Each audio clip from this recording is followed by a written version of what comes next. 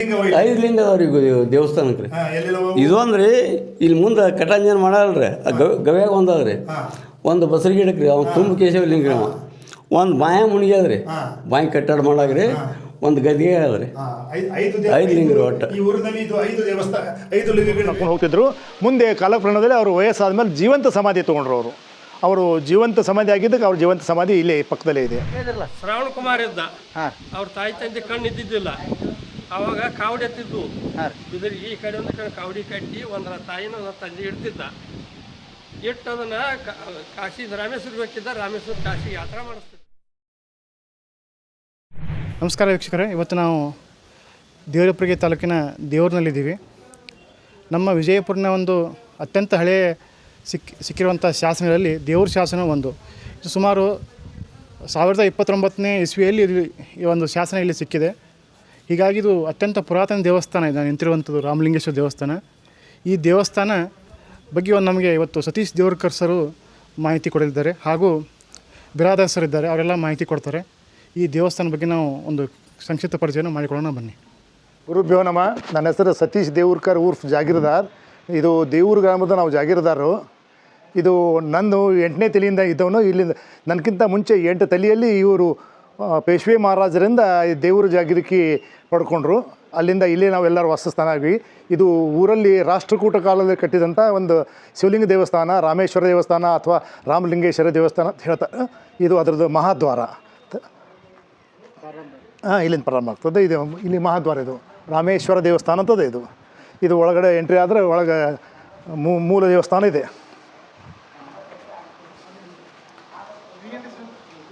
ಯಾವುದು ಅದು ಗರುಡಗಂಬ, ಅದು ದೀಪ ಹಚ್ಚಲ್ಲ, ಗರುಡಗಂಬ ಅಂತ ಕರೀತಾರೆ. ಅದು ಗರುಡಗಂಬ.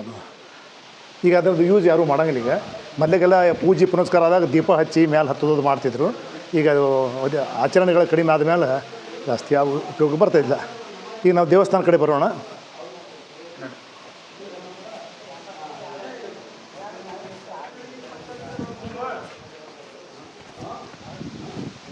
ಇದು ರಾಮೇಶ್ವರ ಅಥವಾ ರಾಮಲಿಂಗೇಶ್ವರ ದೇವಸ್ಥಾನದ ಮುಖ್ಯ ದ್ವಾರ, ತಲಭಾಗ. ಇದು ದೇವಸ್ಥಾನ ರಾಷ್ಟ್ರಕೂಟ ಕಾಲದಲ್ಲಿ ಕಟ್ಟಿದಂಥ ಒಂದು ದೇವಸ್ಥಾನ. ಇದು ಜಕಣಾಚಾರಿ ಕಟ್ಟಿದನಂತ ಅದರ ಪ್ರತೀತಿ ಇದೆ. ಇದು ನೊಳಂಬ ಸ್ಟೈಲಲ್ಲೇ ಕಟ್ಟಿದ್ದದ. ಇದು ಪೂರಾ ದೇವಸ್ಥಾನ ಒಂದು ಆರ್ಕಿಟೆಕ್ಚರ್ ಇತ್ತು. ಇದು ಆದಿಲ್ ಶಾಹಿ ನಮ್ಮ ರಕ್ಕಸ್ತಂಗಡಿ ಕಾಳಗದಲ್ಲಿ ವಿಜಯೋತ್ಸವ ಆಚರಿಸ್ತಾ ಬರುವಾಗ ಈ ದೇವಸ್ಥಾನವನ್ನು ಭಗ್ನಗೊಳಿಸಿದ್ದಾನೆ. ಅದನ್ನು ತೋರಿಸ್ತೀನಿ ನಿಮಗೆ. ಇಲ್ಲಿ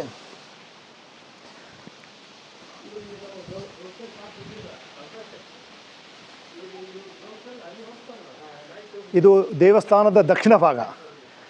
ಇದು ದಕ್ಷಿಣ ಭಾಗ ಅಂದರೆ ತಾಳಿಕೋಟೆ ಯುದ್ಧದಲ್ಲಿ ಆದಿಲ್ ಶಾಹಿಯವರು ವಿಜಯನಗರದ ಮೇಲೆ ಗೆದ್ದು ವಾಪಸ್ ಬರುವಾಗ ಈ ದೇವಸ್ಥಾನ ಮೇಲೆ ದಾಳಿ ಮಾಡಿದರು. ದಾಳಿ ಮಾಡಿ ಈ ದಕ್ಷಿಣ ಭಾಗದ ಗೋಡೆಯನ್ನು ಪೂರ್ತಿಯಾಗಿ ಕೆಡವಿದರು. ಇದರದ್ದು ಕೆಳಗಿನ ಭಾಗ ಇನ್ನು ಒರಿಜಿನಲ್ ಭಾಗ ಇದೆ, ಮೂಲ ಭಾಗವಾಗಿದೆ. ಮೇಲಿಂದೆಲ್ಲ ಹೊಸದಾಗಿ ಕಟ್ಟಿದ್ದದು. ಆವಾಗಲೇ ವಿಜಯನಗರ ಸಾಮ್ರಾಜ್ಯ ಸೋತಾಗನೇ ಕಟ್ಟಿದ್ದದು. ಇದು ರಾಷ್ಟ್ರಕೂಟ ಕಾಲದ ಒಂದು ದೇವಸ್ಥಾನ. ಇದು ಬನ್ನಿ.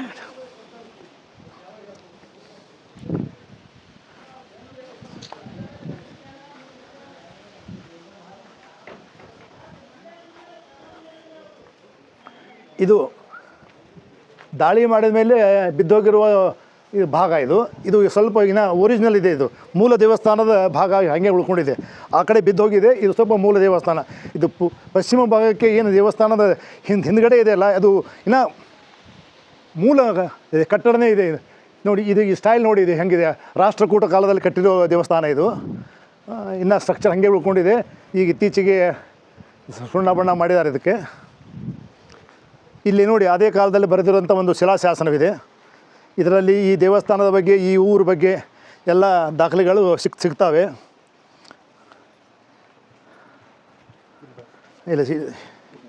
ಇದು ಈ ದೇವಸ್ಥಾನದ ಬಗ್ಗೆ ಬರೆದಿರೋ ಶಿಲಾಶಾಸನ. ಇದು ಹಳೆಗನ್ನಡದಲ್ಲಿದೆ.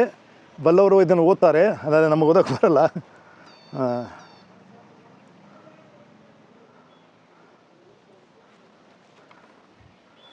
ಇದು ಈ ಊರಿಗೆ ನಮ್ಮ ಮೂಲ ಪುರುಷರು ಪೇಶ್ವೆ ಮಹಾರಾಜರಿಂದ ಜಾಗಿರಿ ಪಡ್ಕೊಂಡು ಬಂದು ಇಲ್ಲಿದ್ದರು.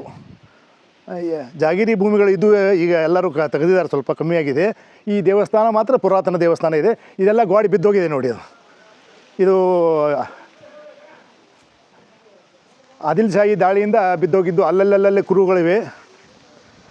ಇದು ಕೆಲವೊಂದು ಒರಿಜಿನಲ್ ಪಾರ್ಟ್ ಇದೆ, ಕೆಲವೊಂದು ಹೊಸದಾಗಿ ಕಟ್ಟಿದ ಭಾಗ ಇದೆ. ಇದು ಒರಿಜಿನಲ್ ಪಾರ್ಟ್ ಇದೆ ಇಲ್ಲಿ.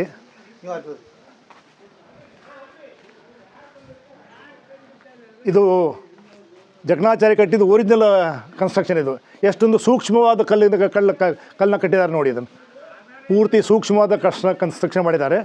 ಇದು ಹಾಗೆ ಉಳ್ಕೊಂಡಿದೆ, ಬಾಕಿದೆಲ್ಲ ಆ ದಾಳಿಯಲ್ಲಿ ಬಿದ್ದೋಗಿದೆ, ಭಿನ್ನವಾಗಿದೆ. ಅಲ್ಲಿ ಮುಂದೆ ಒಂದು ನಂದಿ ಇದೆ, ನಂದಿನೂ ಅವರು ವಿಘ್ನ ಮಾಡಿದ್ದಾರೆ, ತೋರಿಸ್ತೀನಿ ಅದು ನೀವು. ಇದು ಸ್ವಲ್ಪ ಕೆಳಗಡೆ ಭಾಗ ಚೆನ್ನಾಗಿದೆ, ಮೇಲಿಂದೆಲ್ಲ ಹೊಸ ಕನ್ಸ್ಟ್ರಕ್ಷನ್ ಇದೆ.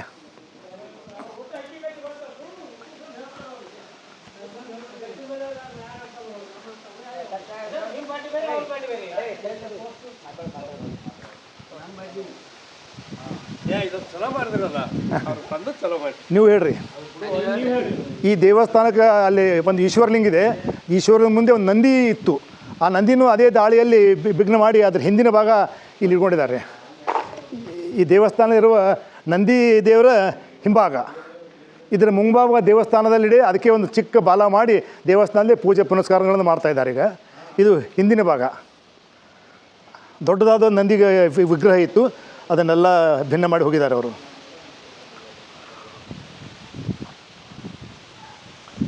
ಅದೇ ಪುರಾತನ ಕಲ್ಲುಗಳಿದ್ದು ಇಲ್ಲೆಲ್ಲ ದೇವಸ್ಥಾನಗಳು ಇದೆಲ್ಲ ವಿಘ್ನ ಆಗಿದ್ದಾವೆ. ಇವನ್ನೆಲ್ಲ ಇದ್ರ ಬಗ್ಗೆ ಬೆಳಕು ಚೆಲ್ಲೋದು ಅವಶ್ಯಕತೆ ಇದೆ. ಏನು ಅಂತ ನಮಗೂ ಅಷ್ಟೊಂದು ಐಡಿಯಾ ಇಲ್ಲ. ಸಪ್ತ ಮಾತೆಯರು ವಿಗ್ರಹ ಇದೆ ಇಲ್ಲಿ, ಇವೆಲ್ಲ ಭಿನ್ನ ಆಗಿದ್ದಾವೆ. ಇಲ್ಲೊಂದು ಲಿಂಗ ಇದೆ, ಮಾಣಿಕಲಿಂಗ ಅಂತಾರೆ ಅದಕ್ಕೆ.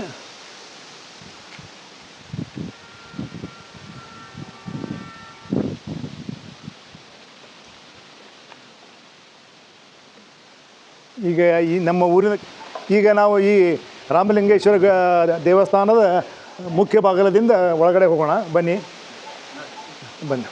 ಚೆನ್ನಾಗಿ ಮಾಡಿದ್ರೆ ಯಾವಪ್ಪ ಬಾ ನೋಡ್ರ ಬರ್ರಿ, ತೋರಿಸ್ರಿ. ಇದು ಗಜಲಕ್ಷ್ಮಿ ಇದೆ ಇಲ್ಲಿ ದೇವಸ್ಥಾನದ ಮುಖ್ಯ ದ್ವಾರದ ಮೇಲೆ. ಗಜಲಕ್ಷ್ಮಿ ವಿಗ್ರಹದ ಚಿತ್ರಣವಿದೆ. ಇಲ್ಲಿ ಅಕ್ಕಪಕ್ಕದಲ್ಲಿ ಜಯ ವಿಜಯ, ಲಕ್ಷ್ಮೀ, ಶಿವ ಪಾರ್ವತಿಯರ ವಿಗ್ರಹಗಳಿವೆ.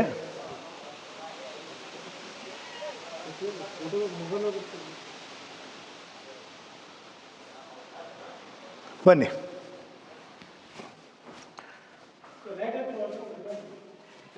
ಇದು ದೇವಸ್ಥಾನದ ಮುಂದಿನ ಪ್ರಾಂಗಣ. ಇದಕ್ಕೆ ನವರಂಗ ಅಂತಾರೆ. ಇಲ್ಲಿಂದ ಮುಂದೆ ಹೋದರೆ ದೇವಸ್ಥಾನ ಗರ್ಭಗುಡಿ ಬರುತ್ತದೆ. ಈ ಗರ್ಭಗುಡಿ ಒಳ್ಳೆ ಒಂದು ಇದಿದೆ, ನವರಂಗಿ ಅಂತಿದೆ. ಇದು ನೋಡಿ ಹೇಗಿದೆ. ಇದು ದೇವಸ್ಥಾನದ ಕಂಬಗಳು ಜಕಣಾಚಾರಿ ಕಾಲದಲ್ಲಿ ಕಟ್ಟಿರೋದು. 4 ಕಂಬಗಳಿವೆ. ಇವು 4 ಕಂಬದ ಕಲಾಕುಸರಿ ನೀವು ನೋಡ್ಬೋದು ಈಗ. ಆಮೇಲೆ ಈ ಕಡೆಯೂ ನೋಡಿ, ಇದು ಒರಿಜಿನಲ್ ಕನ್ಸ್ಟ್ರಕ್ಷನ್ ಇದೆ, ಮೂಲ ಕನ್ಸ್ಟ್ರಕ್ಷನ್ ಒಳಗಡೆ ಉಳಿದಿದೆ. ಹಾಗೆ ಇಲ್ಲಿ ನಂದಿ ಇದ್ದಾನೆ, ಅದೇ ಹೊರಗಡೆ ನೀವು ತೋರಿಸುತ್ತಲ್ಲ, ಈ ನಂದಿ ಮೂಲ ವಿಗ್ರಹದ ಅರ್ಧ ಭಾಗ ಭಿನ್ನ ಮಾಡಿದರು, ಅದು ಹೊರಗಡೆ ಇಡಲಾಗಿದೆ. ಇದಕ್ಕೆ ಒಂದು ಬಾಲದ ಡಿಸೈನ್ ಮಾಡಿ ದೇವಸ್ಥಾನದ ಮುಂದೆ ಇಟ್ಟಿದ್ದಾರೆ. ಇದು ನಂದಿ. ಇದು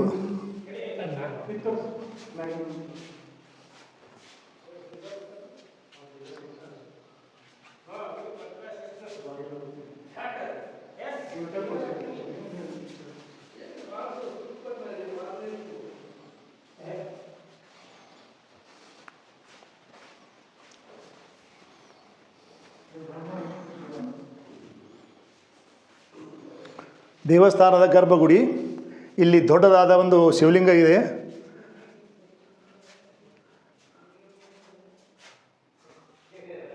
ಉತ್ತರಾದಿಮುಖವಾದಂಥ ಅಲ್ಲಿ ಶಿವಲಿಂಗವಿದೆ. ಈ ಶಿವಲಿಂಗದ ಹಿಂದಿನ ಬಾಜು ಒಂದು ರಹಸ್ಯ ಮಾರ್ಗವಿದೆ, ತೋರಿಸ್ತೀನಿ ಬನ್ನಿ.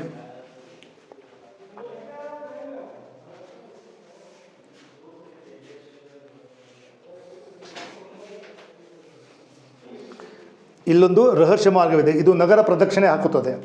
ಈ ಊರಿಗೆ ರಕ್ಷಾ ಕವಚವಾಗಿ ಈ ನೆಲಮಾಳಿಗೆಯನ್ನು ಇಲ್ಲಿ ಕಟ್ಟಿರುತ್ತಾರೆ. ಲಿಂಗದ ಬಗ್ಗೆ ಏನು ಹೇಳ್ತೀರಿ? ಲಿಂಗದ ಬಗ್ಗೆ ರೀ ಎಷ್ಟು ಪೂಜೆ ಮಾಡ್ಕೊಂಡು ಹೋಗ್ತಾರ ಅಷ್ಟು ಇದಾವೆ ರೀ. ಮಹತ್ವ 5 ಲಿಂಗ ಅದಾವ ರೀ ದೇವಸ್ಥಾನಕ್ಕೆ ರೀ.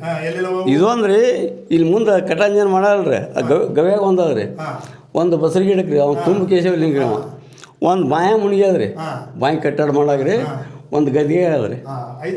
ಐದು ಲಿಂಗರು ಒಟ್ಟು. ಈ ಊರಿನಲ್ಲಿ ಇದು 5 ದೇವಸ್ಥಾನ, 5 ಲಿಂಗಗಳಿವೆ. ಒಂದು ಇದು ಮುಖ್ಯ ಲಿಂಗ, ಒಂದು ಕಟಾಂಜನ ನದಿ, ಒಂದು ಹೊರಗಡೆ ಗಿಡದ ಕೆಳಗಡೆ ಇದೆ, ಒಂದು ಊರ ಅಗಸಿಯಲ್ಲಿದೆ. ಹಿಂಗೆ ಈ ಥರ 5 ಲಿಂಗಗಳದ್ದು ದೇವಸ್ಥಾನ ಇದು. ಅಲ್ಲಲ್ಲಾಗಿ ಪಸರಿಸಿ ಬೇರೆ ಬೇರೆ ಕಡೆ ಆಗಿಬಿಡೆ. ಕ್ರಿಸ್ತ ಪೂರ್ವ 11ನೇ ಶತಮಾನಕ್ಕಿಂತ ಮುಂಚೆ ಆಗಿದ್ದು. ಆಗ ಇದನ್ನು ಎಸ್ಟಾಬ್ಲಿಷ್ ಮಾಡಿದರು.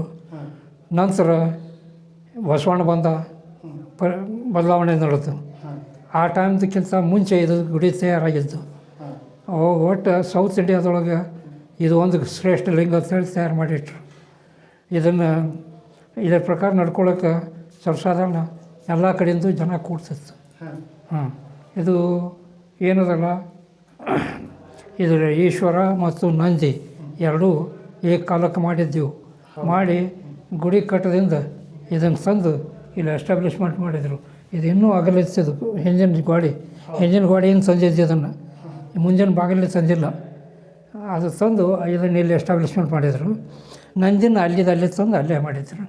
ಆ ಟೈಪ್ ಮಾಡಿ ಬಿಟ್ಟರು ಅವರು. ಈ ಶಿಲಾಶಾಸನ ಏನು ಹೇಳ್ತಾರೆ? ಏನು ರೀ ಶಿಲಾಶಾಸನಗಳು ಈ ದೇವಸ್ಥಾನ ಬಗ್ಗೆ ಏನು ಹೇಳ್ತಾರೆ? ಅದಾವಲ್ಲ ಅಲ್ಲಿ ಎರಡು ಏನು ಹೇಳ್ತಾವೆ? ಅವು ಈ ದೇವಸ್ಥಾನ ಯಾರು ಕಟ್ಟಿದ್ರು, ಎಷ್ಟು ದಿನದ ಟೈಮ್ ತಗೋತು, ನಂತರ ಎಲ್ಲಿಗೆ ನಿಂತು, ಮುಂದೆ ಡೆವಲಪ್ಮೆಂಟ್ ಯಾರ ಕೈಯಾಗಾಯಿತು, ಆ ನಂತರ ಇದಕ್ಕೆ ಎಷ್ಟು ಜಮೀನು ಅದಾವು, ಇದಕ್ಕೆ ಎಷ್ಟು ಗೌರ್ಮೆಂಟ್ ನಿಧಿ ಅದ, ಅದೆಲ್ಲ ಅದರ ಶಿಲಾಶಾಸನದಾಗ ಅದಾವೆ. ಯಾರು ಕಟ್ಟಿಸಿದ್ರು ಅಂತ ಏನು ಹೇಳ್ತಾರೆ? ಮಾಹಿತಿ ಅದು ಏನು ರೀ ಇದನ್ನು ಕಟ್ಸಿದ್ದು ಯಾರಿಗೆ ಗೊತ್ತಿಲ್ಲ. ಕ್ರಿಸ್ತ ಪೂರ್ವದ.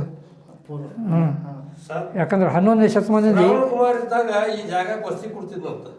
ಶ್ರಾವಣ ಕುಮಾರ್ ಇದ್ದಾಗ ಕಾಶಿ ರಾಮೇಶ್ವರ ಅಡ್ಡಾಡಾಗ ಇಲ್ಲಿ ವಸ್ತಿ ಕೊಡ್ತಿದ್ನಂತ. ಅದಕ್ಕೆ ಆ ಜಾಗದಾಗ ಗುಡಿ ಹುಟ್ಟಿ ಅಂತ ಇಟ್ಟೇ ಕೇಳಿವಿ ನಾವು. ಅಂದ್ರೆ ಶ್ರವಣ ಕುಮಾರ್ ಕಾಲದಲ್ಲಿ ಶ್ರವಣ ಕುಮಾರ್ ಕಾಶಿ ರಾಮೇಶ್ವರ ತಿರುಗುವಾಗ ಈ ಊರಲ್ಲಿ ಅವ ಒಂದಿನ ವಸ್ತಿ ಮಾಡಿದ್ದಂತ. ಯಾವ ಊರಾಗ ವಸ್ತಿ ಪಟ್ಟ ಅಲ್ಲಿ ರಾಮೇಶ್ವರ ಗುಡಿ ಹುಟ್ಟೇವ್ರಿ. ಇದೇ ಒಂದು ಈ ದೇವಸ್ಥಾನದ ಬಗ್ಗೆ ಇನ್ನೊಂದು ವೈಶಿಷ್ಟ್ಯ ಏನಂದರೆ, ಪುರಾತನ ಕಾಲದಲ್ಲಿ ಶ್ರವಣ ಕುಮಾರ ತನ್ನ ತಂದೆ ತಾಯಿಗಳನ್ನು ತೀರ್ಥಯಾತ್ರೆ ಮಾಡಿಸುವಾಗ ರಾಮೇಶ್ವರ ಟು ಕಾಶಿ ರಾಮೇಶ್ವರ ಮಾಡುವಾಗ ಎಲ್ಲಿ ಅವರು ವಸ್ತಿ ಮಾಡ್ತಿದ್ರು ಆ ಈ ಜಾಗದಲ್ಲಿ ಒಂದು ಈಶ್ವರ ಲಿಂಗ ಕಟ್ತಿದ್ರಂತೆ. ಆ ಟೈಮ್ದಲ್ಲಿ ಕಟ್ಟಿದ್ದು ಒಂದು ಲಿಂಗ ಅಂತ ನಮ್ಮ ಊರು ಹಿರಿಯರು ಹೇಳ್ತಾ ಇದ್ದಾರೆ ಇಲ್ಲಿ. ಅದ್ರ ಪ್ರಕಾರ ಇದು ಆ ಕಾಲದ್ದು ಈಶ್ವರ ಲಿಂಗ ಅಂತ ನಮಗೆ ಅನಿಸಿಕೆ ಇದೆ. ಇದು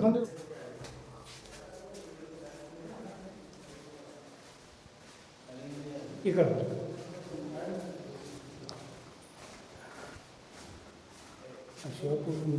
ಮತ್ತೆ ಹೇಳಿ ಹೋದನು ಚಿಟ್ಕದ್ದು ಟ್ರಕ್ ಅಂತಾನೆ. ಇದು ದೇವಸ್ಥಾನದ ಮುಖ್ಯ ದ್ವಾರದಲ್ಲಿ ಇಲ್ಲಿ ಬರೆದಂಥ ಶಿಲಾಶಾಸನಗಳು ಅಲ್ಲಲ್ಲೇ ಬಿದ್ದಿದ್ದವು. ಅವನು ಕಟ್ಟುವಾಗ ಈ ಮೇಲ್ಗಡೆ ಭಾಗದಲ್ಲಿ 3-4 ಕಲ್ಲುಗಳಲ್ಲಿ ಶಿಲಾಸಹಿತ ಇದ್ದಂತಹ ಕಲ್ಲುಗಳನ್ನೇ ಮೇಲೆ ಕಟ್ಟಿಬಿಟ್ಟಿದ್ದಾರೆ. ಈಗ ಅದಕ್ಕೆ ಇಲ್ಲಿ ಈಗಿನ ಆಡಳಿತ ವರ್ಗ ಸ್ವಲ್ಪ ಸುಣ್ಣ ಬಣ್ಣ ಮಾಡೋದ್ರಿಂದ ಅದು ಸ್ಪಷ್ಟವಾಗಿ ಕಾಣ್ತಾ ಇಲ್ಲ. ಇದು 3 ಕಲ್ಲಿನಲ್ಲಿ ಶಿಲಾಶಾಸನ ಇದೆ, ಹಿಂದೊಂದು ಕಾಲದಲ್ಲಿ ಶಿಲಾಶಾಸನ ಇದೆ, ಇಲ್ಲಿ 3 ಕಾಲದಲ್ಲಿದೆ. ಇದು ಎಲ್ಲ ಈ ದೇವಸ್ಥಾನದ ಬಗ್ಗೆ ಎಲ್ಲ ಇತಿಹಾಸ ಹೇಳ್ತದೆ ಇದು ಪೂರ್ತಿಯಾಗಿ. ಅದೇ ಅದೇ ಗೌಡ ಬರೀಲಿ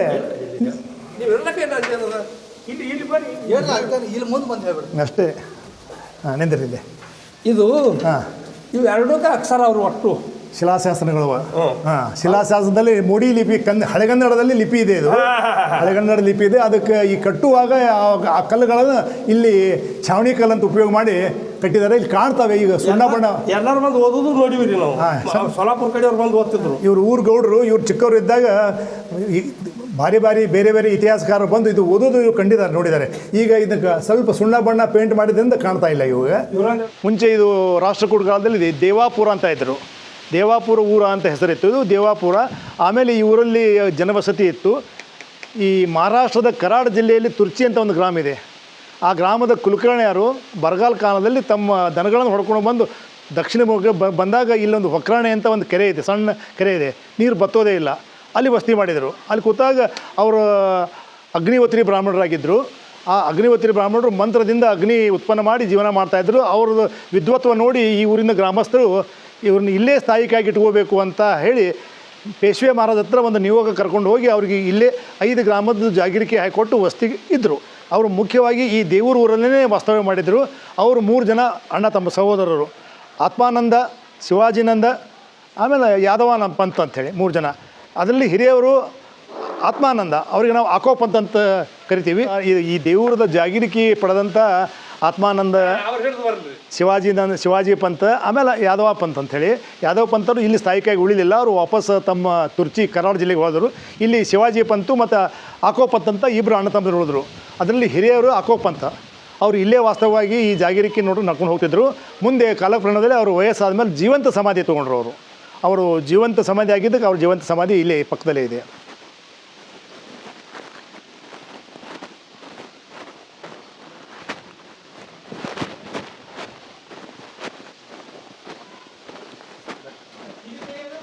ತೆಗಿತೆ ಅಂತ ಖುಲ್ಲದ.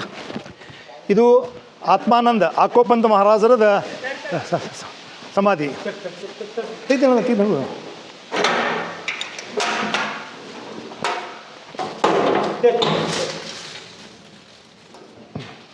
ಇದು ಆಕೋಪಂತ ಮಹಾರಾಜರದ ಜೀವಂತ ಸಮಾಧಿ. ಅವರು ಜೀವಂತವಾಗಿಯೇ ಸಮಾಧಿ ಪಡ್ಕೊಂಡು ಇಲ್ಲೇ ವಾಸ್ತವವಾಗಿದ್ದಾರೆ. ಇವರು ತಮ್ಮ ಇನ್ನೊಬ್ಬರು ಶಿವಾಜಿ ಅಂತ ಹೇಳಿ ಅವ್ರು ಊರ ಅಗಸಿ ಮುಂದೆ ಅವ್ರದ್ದು ಸಮಾಧಿ ಇದೆ. ಆಮೇಲೆ ವಿಡಿಯೋ ಬರ್ತದೆ, ದೂರ ಇದೆ ಸ್ವಲ್ಪ ಇಲ್ಲಿಂದ, ಅದು ಆಮೇಲೆ ತೋರಿಸ್ತಾರೆ. ಇದು ನಮ್ಮ ಈ ದೇವರ ಜಾಗೀರಿಕೆಯ ಮೂಲ ಪುರುಷ ಮನುಷ್ಯ ಇವರು. ಇವರಿಂದನೇ ಜಾಗೀರಿಕೆ ಸ್ಟಾರ್ಟ್ ಆಗಿದ್ದು. ಇವರೇ ಅಗ್ನಿಹೋತ್ರಿ ಬ್ರಾಹ್ಮಣರು ಮಂತ್ರದಿಂದ ಅಗ್ನಿ ಉತ್ಪನ್ನ ಮಾಡ್ತಾಯಿದ್ರು ಇವರು.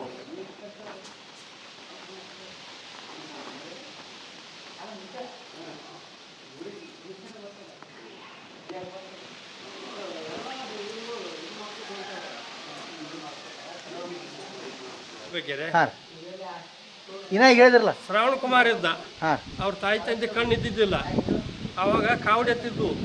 ಇದ್ರ ಈ ಕಡೆ ಒಂದು ಕಡೆ ಕಾವಡಿ ಕಟ್ಟಿ ಒಂದರ ತಾಯಿನ ಒಂದರ ತಂದೆ ಇಡ್ತಿದ್ದ. ಇಟ್ಟು ಅದನ್ನು ಕಾಶಿ ರಾಮೇಶ್ವರ ಬೇಕಿದ್ದ, ರಾಮೇಶ್ವರ ಕಾಶಿ ಯಾತ್ರಾ ಮಾಡಿಸ್ತಿದ್ದ. ಆ ಏನಾರ ಯಾವಾರ ಹೊತ್ತು ಮುಳುಗ್ತದ ವಸ್ತಿ ಕೊಡ್ತಿದ್ದ. ಅವು ಸರಾಸರಿ ಇಲ್ಲೇ ಹೊತ್ತು ಮುಣಿದೆವು. ಅದಕ್ಕೆ ಇಲ್ಲಿ ಏನಂದ್ರೆ ನಾವು ಅಲ್ಲಿಂದ ಮುಂದೆ ಭಕ್ತರು ಅಂತಂದ್ರೆ ಅವ್ರು ಅಡ್ಡಾಡೋರು ಭಕ್ತರು ಅಂತ ಈ ರಾಮಲಿಂಗ ಸ್ಥಾಪನೆ ಮಾಡ್ಯಾರ. ಅಲ್ಲಿಂದ ಮುಂದೆ ಅವ್ರು ಏನು ಅಲ್ಲಿನೂ ಮಾಡ್ಯಾರ. ಹಿಂಗೆ ಎಲ್ಲೆಲ್ಲಿ ವಸ್ತು ಕೊಟ್ಟ ಅಲ್ಲಿ ಮಾಡ್ಯಾರ ನೋಡ್ರಿ. ರಾಮಲಿಂಗನ ಗುಡಿ ತಯಾರಾಗ್ಯಾರ. ಇಟ್ಟು ಕೇಳಿನ ಹಿರಿಯರ ಬಾಯಿಲಿ. ಇದು ದೇವೂರು ಗ್ರಾಮದ ಊರ ಅಗಸಿ. ಮುಂಚಿನ ಕಾಲದಲ್ಲಿ ಅಗಸಿ ಅಂತಿದ್ರು. ಇದು ಗ್ರಾಮದ ಪ್ರಾರಂಭ ಸ್ಥಳ. ಇದು ಅರಳಿ ಮರ. ಇದೊಂದು 1000 ವರ್ಷದ ಇತಿಹಾಸವಿದ್ದ ಒಂದು ಅರಳಿ ಮರ ಇದೆ ಇದು. ಈ ಅರಳಿ ಮರದ ಹಿಂದಿನ ಬಾಜುನೇ ಈ ಊರದ ಪ್ರಾಣದೇವರು ಹನುಮನ್ ದೇವರ ದೇವಸ್ಥಾನ ಇದೆ. ಅದು ಹನುಮನ್ ದೇವರೊಂದು ಇದೆ ಅಲ್ಲಿ. ಬನ್ನಿ ತೋರಿಸ್ತೀನಿ ಬರ್ರಿ.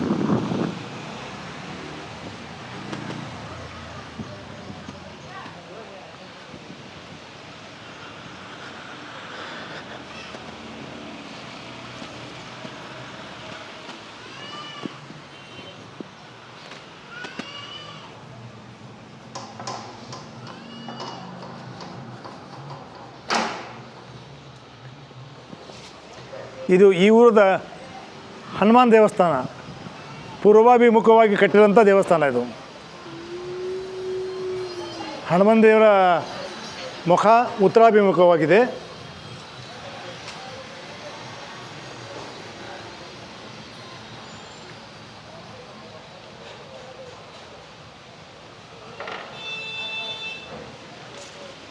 ಪ್ರತಿ ವರ್ಷವೂ ಇಲ್ಲಿ ಹನುಮ ಜಯಂತಿಯಿಂದ ಪೂಜೆ ಪುನಸ್ಕಾರಗಳು ಊರ ಜನ ಎಲ್ಲರೂ ಕೂಡಿ ಆಚರಣೆ ಮಾಡ್ತಾರೆ. ಅದಂತೆ ಈಗಾಗಲೇ ನಾವು ಚರ್ಚೆ ಮಾಡಿದಂತೆ ದೇವರು ಜಾಗೀರಿಕೆ ಪಡೆದಂಥ ಸಹೋದರರಲ್ಲಿ ಒಬ್ಬರು ಅಕೋಪಂತ್ ಅಂತ ಆ ದೇವಸ್ಥಾನದಲ್ಲಿ ಅವರ ಜೀವಂತ ಸಮಾಧಿ ಇದೆ. ಅವರ ತಮ್ಮ ಸಹೋದರ ಶಿವಾಜಿ ಅಂಥೇಳಿ ಅವ್ರ ಸಮಾಧಿ ಇಲ್ಲಿ ಕಟ್ಟಲಾಗಿದೆ.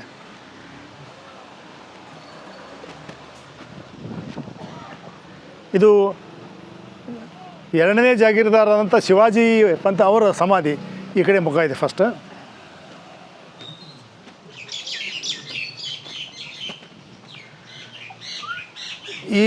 ಈ ಸಮಾಧಿಯನ್ನು ಇತ್ತೀಚೆಗೆ ಕಟ್ಟಿಸಲಾಗಿದೆ. ಇದಕ್ಕೆ ಮುಂಚಿನ ಸ್ಥಳ ಇತ್ತು. ಇಲ್ಲಿ ಇತ್ತೀಚೆಗೆ ಹೊಸದಾದ ಬಿಲ್ಡಿಂಗ್ ಕಟ್ಟಲಾಗಿದೆ ಸಮಾಧಿ. ಇದು ಶಿವಾಜಿ ಅಂಥೇಳಿ ಈ ಸಹೋದರಲ್ಲಿ 2ನೇವರು ಇವರು. ಪ್ರತಿ ವರ್ಷವೂ ಇವರ ಪುಣ್ಯತಿಥಿಯಂದು ಈ ದೇವೂರು ಗ್ರಾಮದಲ್ಲಿ ಎಲ್ಲರೂ ಸೇರಿ ಒಂದು ಪೂಜೆ ಪುನಸ್ಕಾರ, ಸಾರ್ವಜನಿಕ ಸಾಮೂಹಿಕ ಊಟ, ಪೂಜೆ ಪುನಸ್ಕಾರನ ಎಲ್ಲ ಆಚರಣೆ ಮಾಡಲಾಗ್ತಾಯಿದೆ.